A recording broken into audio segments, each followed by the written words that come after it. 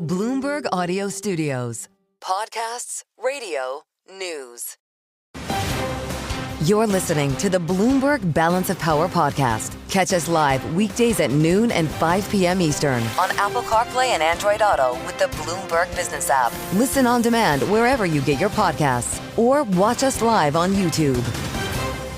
We are on watch for Liberation Day, and I wonder if that means this is Liberation Week, because obviously we are already looking ahead to the events planned for Wednesday, which is the announcement, at long last, of the planned April 2nd reciprocal tariffs that President Trump has been promising basically since he took the Oval Office. The thing is, even though we've known this is coming for a long time, as we've approached the date, we have gotten not as much clarity as to what exactly ultimately this so-called Liberation Day will entail. Who all will be targeted? What countries? Will it have any exceptions or exclusions to this? And exactly what rates of tariff are we talking about here? Does anyone have the answers to those questions, including Donald Trump? I'm not sure. This does seem like something that's still taking shape, and that's why we're lucky to have Nancy Cook with us. At a time like this, you need Bloomberg senior national political correspondent. It's great to see you. Welcome back. Do you have answers to any of these questions? And having covered Trump for as long as you have, do you think he knows? I don't think that he knows what he's going to do with tariffs on Wednesday, and I don't think his staff knows yet either. We have had this discussion before with each tariff deadline. They are really building the plane as they're landing it midair. And so, he has a bunch of different advisors on the tariff and trade issues. They're debating amongst themselves. We've seen Trump himself go back and forth on, what it would look like. Would it be reciprocal tariffs? Is it going to apply to, 15 trading partners or more than that? Will there be carve outs? He sort of went back and forth over the past 5 days, including this weekend on that. And, my reporting shows that that is still the case. Well, do we have at least a sense that he's narrowing his objectives, what he would like the tariffs to achieve? Because obviously he's talked about making trade more fair and balanced, but you also have his advisors saying, look at all the revenue this is going to raise. And then President Trump is suggesting he'll lighten tariffs on China if they agree to a TikTok deal, suggesting it's still a negotiating tactic. Which of the three is it, Nancy? Well, I think that he does view tariffs still as a major negotiating tactic. And I think trade is something that he actually feels quite strongly about and is less ideologically flexible on trade than he is on some other policy areas. But I still think that he is going to want to take some sort of action on April 2nd.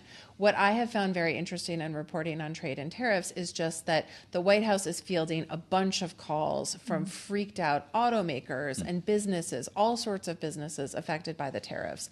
And so what I found really interesting is what they are telling the businesses privately, which is sort of like, okay, this won't be as bad as you think, versus what Trump is saying publicly. And, it is really interesting. His chief of staff, Susie Wiles, I think is aware of the political risk that this poses to his presidency, particularly with the midterms next year. And she has become much more involved in the outreach to businesses, trying to sort of soothe their nerves on this. We've been asking frequently, and you probably have too, if Donald Trump looks at the markets the way he used to, if he still believes that Wall Street is the metric for his success. And I wonder if a better question is, does he just believe that all of that is coming, that once we get through this tariff mess, there'll be another monster rally that he can take credit for? Well, so I have covered him, since 2016, and I will say that he has really sort of doubled down on trade and tariffs in the last sort of year. When we interviewed him at Mar-a-Lago in June, he was talking about President William McKinley, who was into tariffs. I know he has told a bunch of economic advisors that they need to read the McKinley book. He's obsessed with McKinley and this idea of tariffs. And so I really think that he views sort of enacting a tariff agenda as more important than the markets. And you have to remember, he's not facing re-election this time. Yeah. There is a different political environment for him. And I think he wants to see it through with these tariffs. So when he told NBC he couldn't care less if auto prices, car prices rise because of his tariffs, we should take him at his word on that. I think we should take him at his word. And I think that a lot of White House aides around him, what they are hoping to do is white knuckle it through the tariff and trade part of this year and hope that cutting taxes at the end of the year can offset some of the economic pain caused by the tariffs. Remember, ride it like a cowboy during COVID? We're going to white knuckle it during the tariffs. Do we believe that Wednesday is sort of an ultimate event, though, or do we just kind of have more uncertainty and these tariffs go under another review period and check back in 30 days kind of thing? I think it'll probably be more the latter. Yeah. I mean, Trump keeps putting up these deadlines, sort of every month or every week about, we're going to see tariffs on Mexico and Canada, and then they're sort of weakened or delayed a month. And so I think that there will be action Wednesday, but again, sort of what that looks like is still up in the air. And I could certainly see him, based on what he's done in the past, sort of backing off or extending that deadline. Well, we're just hearing from his press secretary, Karoline Leavitt, who is speaking on Fox right now, saying Trump's tariffs will end unfair trade practices. So gets us back to your point, Nancy, about him feeling passionately about the issue of trade and making it more reciprocal and fair. Just finally, do we have an understanding as to when he's talking about getting trade fair, if he ultimately, his goal is for there to be no tariffs on U.S. imports at all, actually free trade everywhere? Is that where this ends? I mean, I think this is a great question about what the end goal is, but I don't think that he knows what the end goal is. I think the end goal in his mind is sort of to put the U.S. on a better footing with different countries, to have what he considers more fairness economically. But I don't think that that necessarily is like a defined thing in his mind, a defined endpoint. He's just looking for the best deal he can get sort of over the next year before the midterms, when I think Republicans are feeling like they're going to be back on their heels. All right, Nancy Cook, Bloomberg senior national politics reporter, here with us in our Washington, D.C. studio. Thank you so much. And we're getting more from White House Press Secretary Karoline Leavitt. She says Trump tariffs will ensure reciprocity, Joe. Well, and to your point, maybe that's the goal. We just don't know, because if you're talking about raising massive sums of money, revenue, they need to be not only in place, but they need to stay in place. Right. This can't be a bargaining chip. And after what we heard from Peter Navarro over the weekend, I'm not sure how you square that. Yeah, let's listen to Mr. Navarro, who, of course, is a trade advisor to President Trump, and his own words on how much money this will raise over what time horizon. Let's work through the economics of this. First of all, we're going to raise about $100 billion with the auto tariffs alone. The other tariffs are going to raise about $600 billion a year, about $6 trillion over a 10-year period. And we're going to have tax cuts. It's the biggest tax cut in American history. So that's obviously a lot of money. But again, it's under the assumption that these tariffs, once in effect, are going to stick, won't be rolled back once President Trump is able to exact some kind of concession from our trading partners. 10 years, to Peter Navarro's point. We'll see about that, right? Well, yeah, and I'm sure Doug Redeker is interested to see about that as well. He's here with us in our Washington, D.C. studio now, founder and managing partner of International Capital Strategies, also former member of the executive board at the IMF. Welcome back to Balance of Power, Doug. Great to be here. It's good to see you. Do you have any idea, really, what we're going to get on Wednesday? Does anyone? No, I think we don't know the who, we don't know the what, we don't know the where, we don't know the when, we don't know the why. Other than that, clear as day. Uncertainty is a big deal in markets, in business, in the real economy, and internationally. And this is just fraught with uncertainty. You've got advisors to the president. You've got people who are by statute and otherwise empowered to speak on behalf of this administration on tariffs, which, by the way, is an Article 1 competence vested to Congress, but that's a different issue. It shouldn't be, but it is. And every single one of them went on the shows today, yesterday, the day before, and said, we don't know. That's a pretty scary landscape in which to approach, multiple trillions of dollars of trade and economic performance. So do you expect, I guess we should then ask, do you expect clarity this week? Because every time we get a deadline or a big announcement like this, the markets get all worked up, and we've seen a real reaction here in stocks and bonds. The president says, I just got off the phone with somebody, or there's a posting on Truth Social, we're going to kick this back for 30 days for review. When will there be clarity? Well, I don't think there's going to be clarity on April 2nd. I think there's going to be some clarity on April 2nd.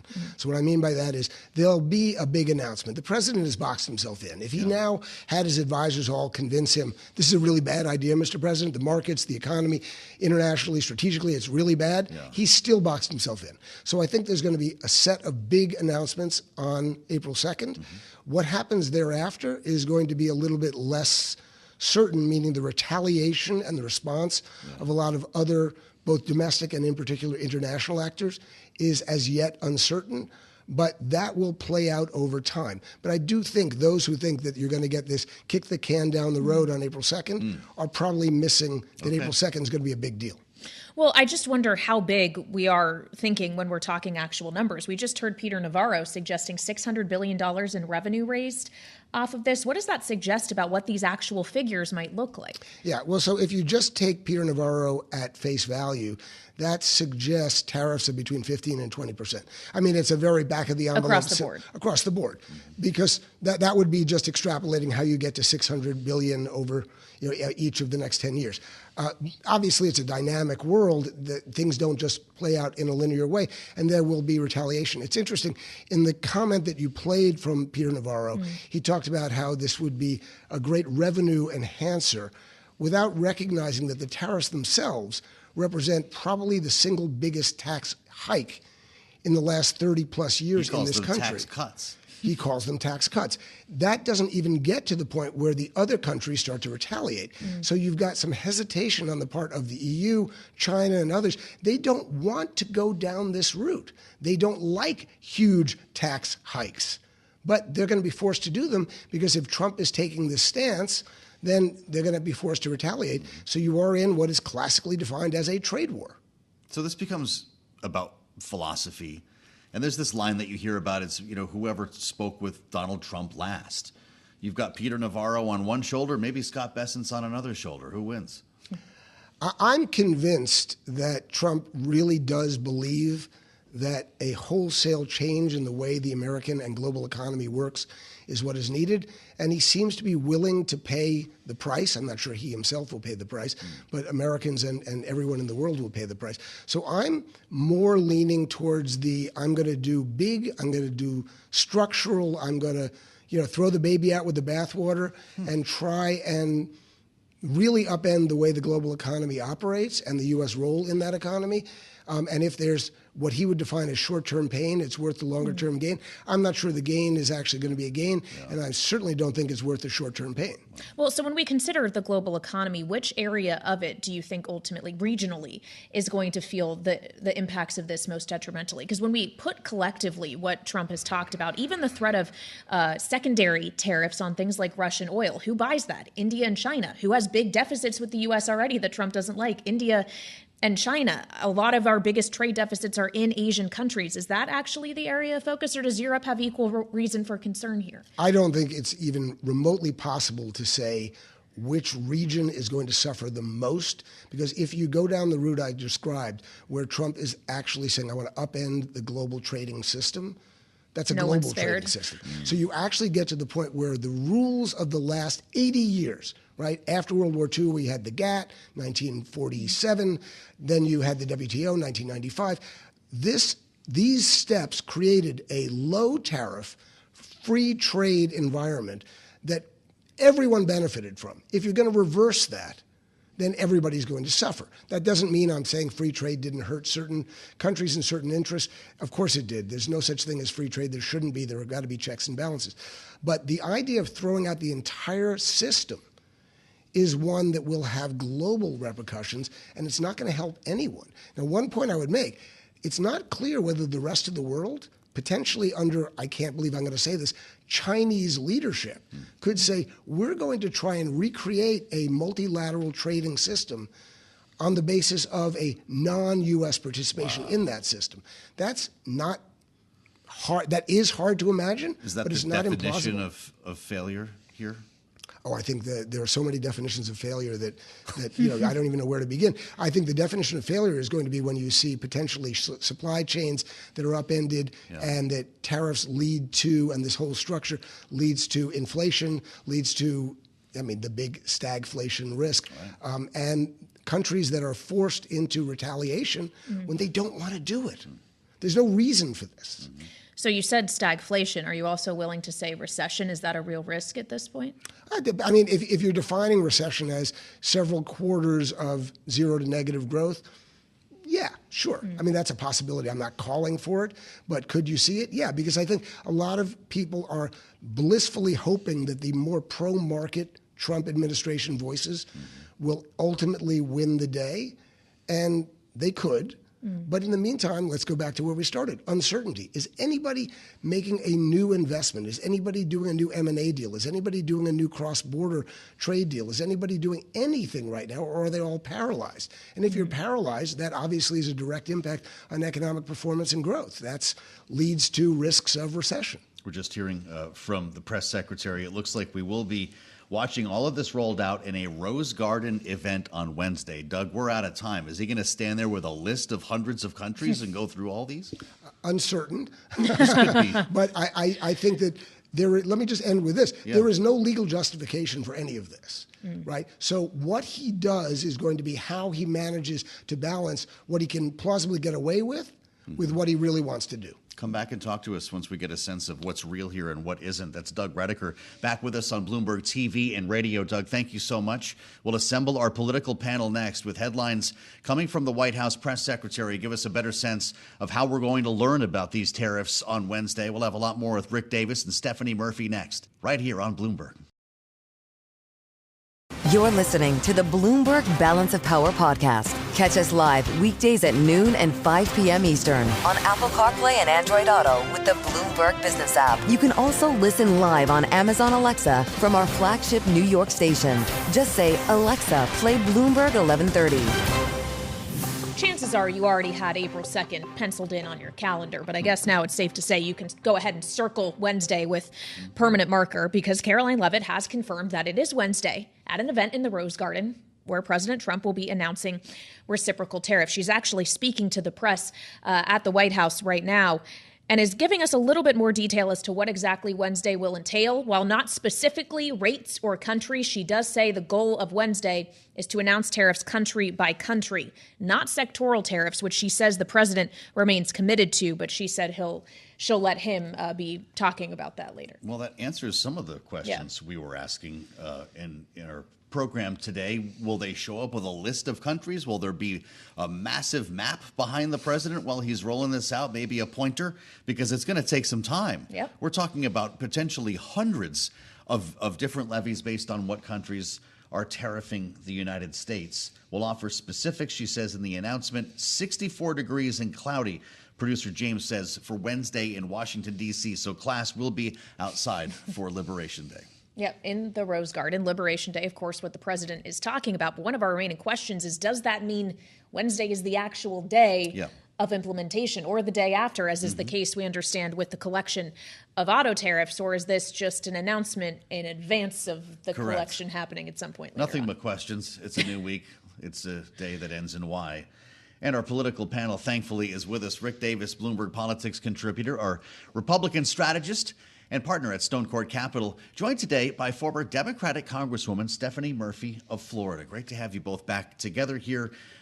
We want to talk about a couple of things here, Rick, because Donald Trump made a lot of news over the weekend in a simple telephone conversation and then in conversation with reporters on Air Force One. But now that we have a sense of the optics, what do you make of this? Afternoon time, Rose Garden, Donald Trump, a map of the world. I'm assuming America will be watching, because we're told it's not just the markets. Consumers have been changing their behavior ahead of these tariffs taking effect. Yeah, it's a little like we know that there's a big storm coming and the markets sell out of toilet paper. I mean, it's the craziest kind of reaction. But I don't know anybody who's not talking about tariffs. I mean, do you know that March Madness is happening? We're in the Final Four, and nobody seems to care about that. 4 number one seeds. They all care about, tariffs. So he's already accomplished one thing, and that is it's on everybody's mind. They think it's going to be an elixir for our financial problems. At least that's the way he's selling it. And yet Wall Street's scared to death, from what I can tell. They're shivering in their boots as to what's going to happen tomorrow. And as you point out, nobody really knows until we hear it from the big man. So I'm content to wait and see. But the bottom line is, I think we all have to brace for whatever the impact of this is. If they are talking about raising hundreds of billions of dollars through tariff regimes, that means they're not going to be insignificant. They're not going to be pinprick, and they're going to be more permanent than short. And that means that the markets are going to have a real hard time digesting that. Well, and when we consider the revenue raising aspects of this, Congresswoman, obviously this is seen, and many of his members of his administration have told us you can't view tariffs separately from taxes, which is a whole other battle. And yet if he wants to cut taxes, that revenue needs to come from somewhere else. Is everything he's planning to do this week just setting the stage for that battle still to come? This is a bit of a shell game because let's be really honest, these tariffs that they're talking about will be raising hundreds of billions, maybe trillions of dollars. They're raising that money off of the American people. Tariffs are paid by the American consumer. It tends to be one of the more regressive taxes because lower income families pay a larger percentage of their income towards the higher price of goods. So this is the largest tax increase on the American people. Set that part aside and let's talk about their plans for a tax cut.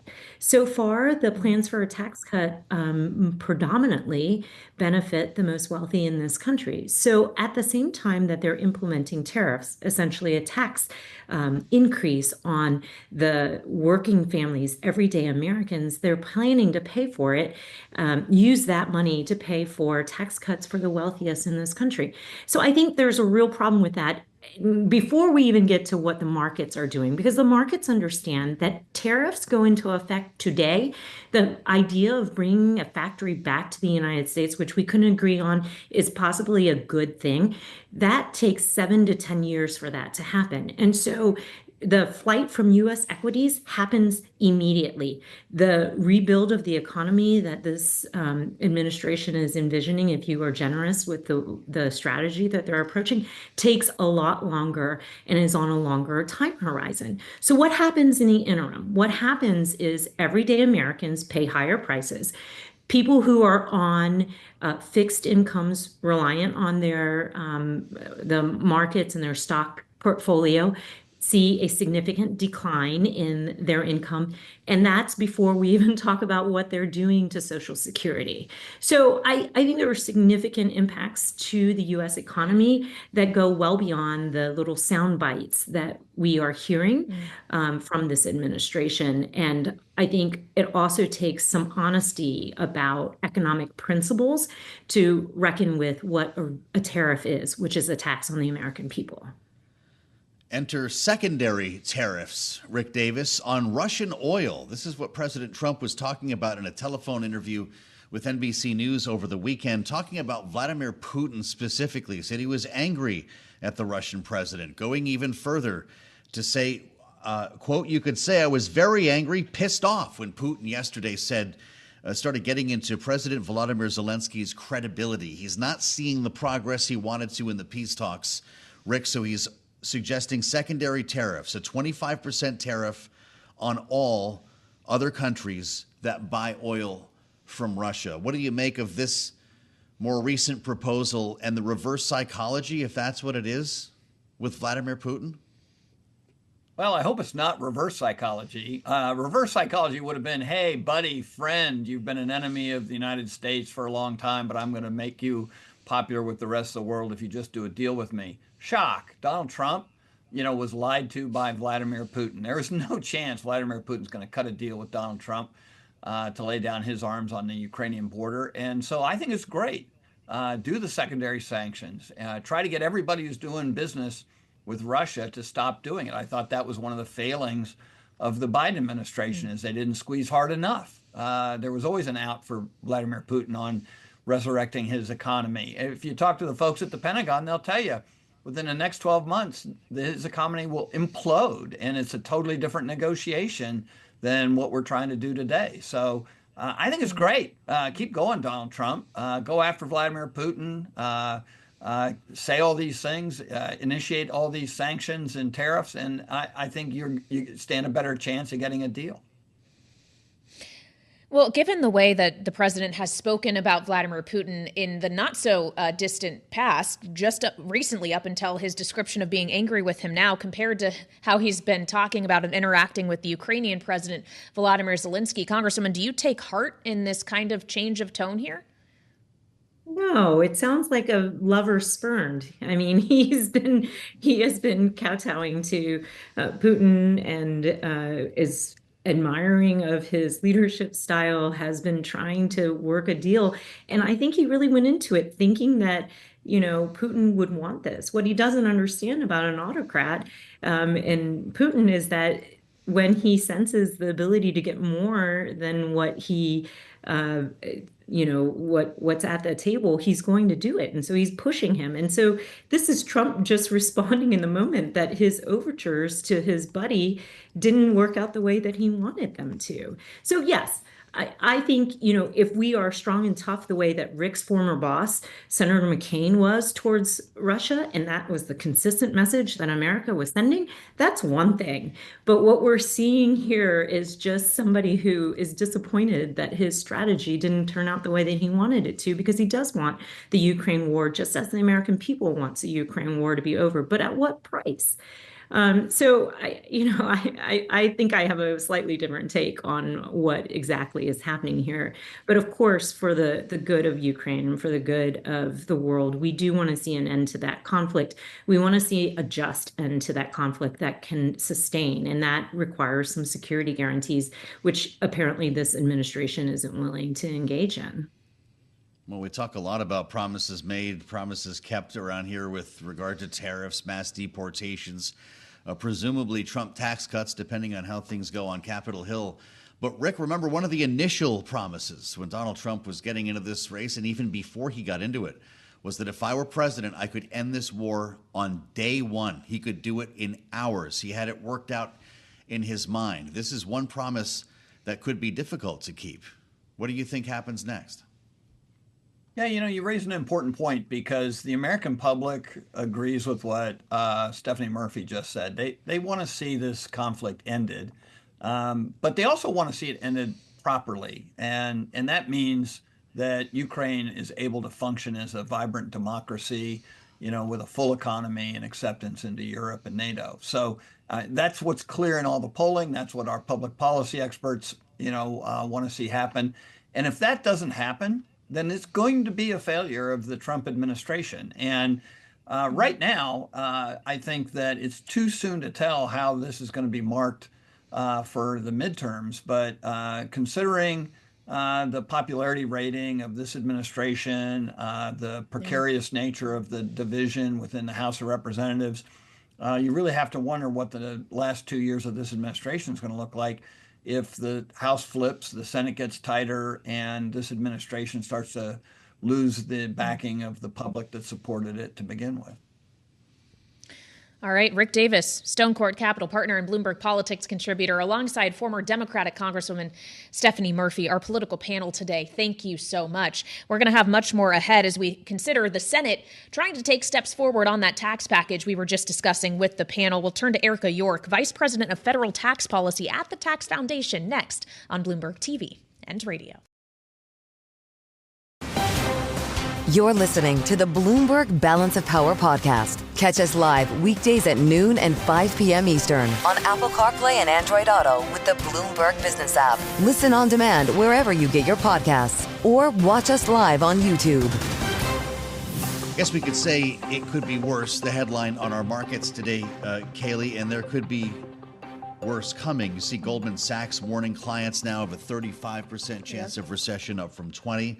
Morgan Stanley's Michael Wilson on Bloomberg Surveillance earlier today, pulling back on the year-end targets. What did he say? It was 58 to 5,900 somewhere. We were getting pretty close to 5,500 this morning, but pulling off the lows here so far.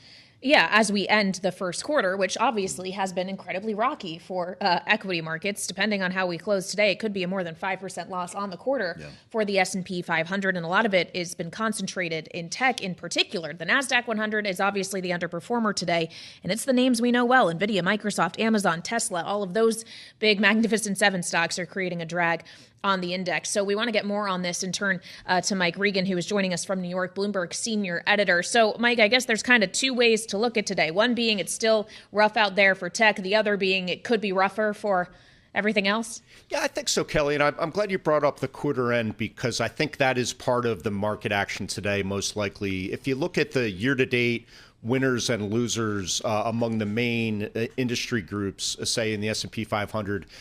Today basically looks like a snapshot of the year. As you point out, tech and consumer discretionary sectors, the sectors that house the so-called Mag 7, the Alphabets and Teslas and NVIDIAs of the world, are weak today, and they are the leaders on the downside for the whole year. What's really interesting, even though we are down about 6% on the year for the S&P 500, most of the main industry groups are actually up. 7 of the 11 are up, but those tech and consumer discretionaries are really the heavyweights in the index. And that's why we're seeing the index down for the year, even though most of its sectors are up. And I think what happens on the end of a quarter like this on this last day, you might have, what they call window dressing, where portfolio managers want to send a letter out to their investors at the end of the quarter saying, hey, we own the winners, we sold the losers. And sometimes that gets you a day like today at the end of the quarter where it really looks like a reflection of the quarter to date. Because there really wasn't any specific news, especially out of D.C., to turn this market around. I mean, the S&P 500 was down about as much as 1.7% early in the morning. The NASDAQ 100 was down about 2.5%.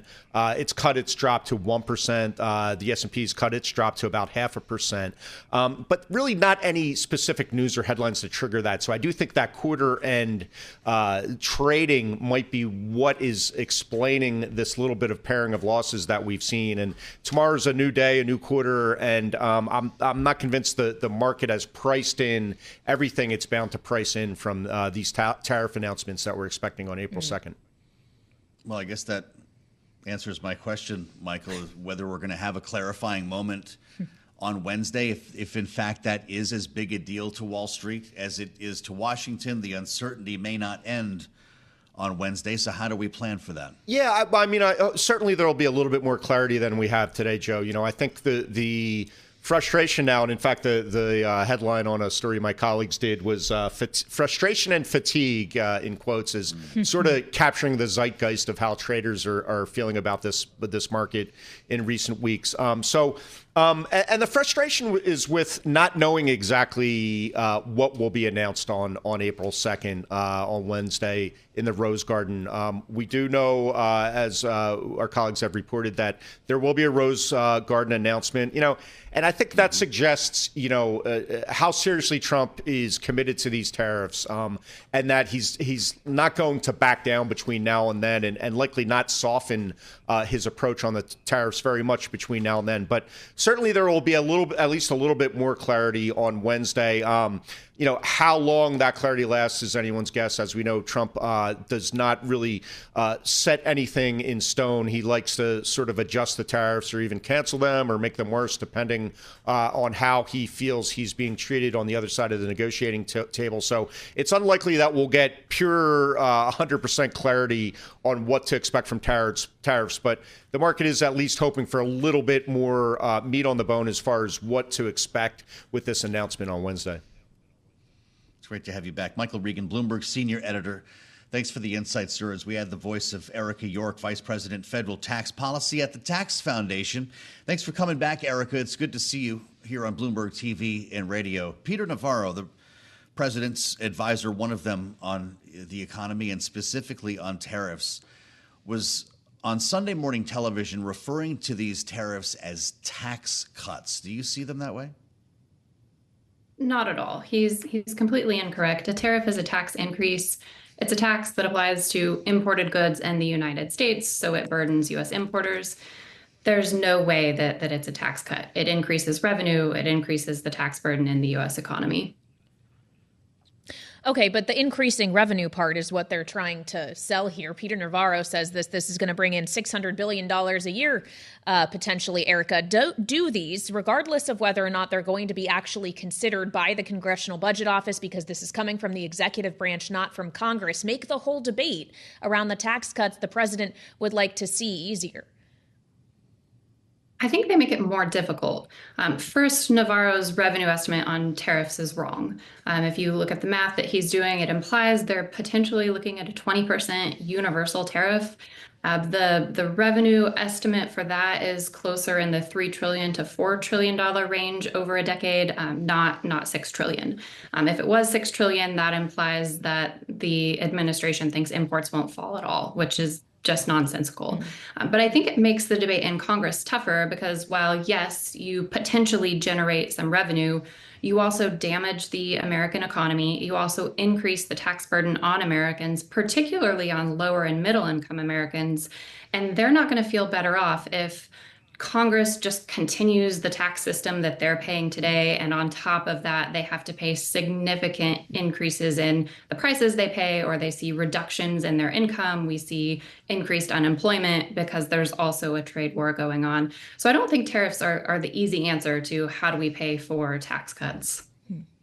Erica, there's a worry right now that the X date, as we call it, when we bump into the debt ceiling, may move up in a world where the IRS pulls in less revenue, and that could be due to any number of issues from people simply making less. We're going to get a jobs report this week that might tell us more about that, and DOGE cuts and so forth. Do you see that happening, and do you have a sense of where the X date will land? There's a lot of uncertainty around the X date. We even just have the usual uncertainty that there's always different types of disaster relief, which allow people to apply for extensions in actually paying the tax liability due. I believe we have that applicable in about 12 states right now.